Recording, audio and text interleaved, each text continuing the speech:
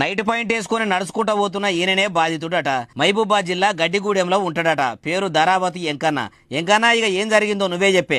నిన్న 24,500 ఒకటి, 25,500 ఒకటి, ఇలా పొద్దుగాల 54,000 అందులో డెబిట్ అయినట్టు లాస్ట్ 54,000 ఒకటి మెసేజ్ వచ్చింది నాకు.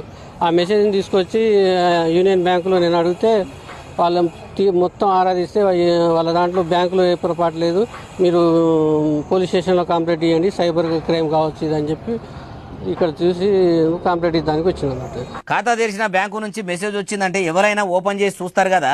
ఈయన కూడా అట్లనే బ్యాంకు పేరు మీద వచ్చిన లింకును క్లిక్ చేస్తే పైగా మాయమైతేనే ఉన్నదట. పాపం బ్యాంకుల బంగారం కుదబెడితే అకౌంట్లో పడ్డాయట. ఎంత ఆపది ఉండి బంగారం బ్యాంకుల తాకట్టు పెట్టిండో.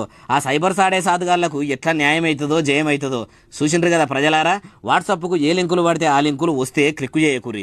సైబర్ నేరగాళ్ళు ఇట్లా కూడా లూటీ చేస్తుర్రు అంటుర్రు ఈ ముచ్చటిన్ను.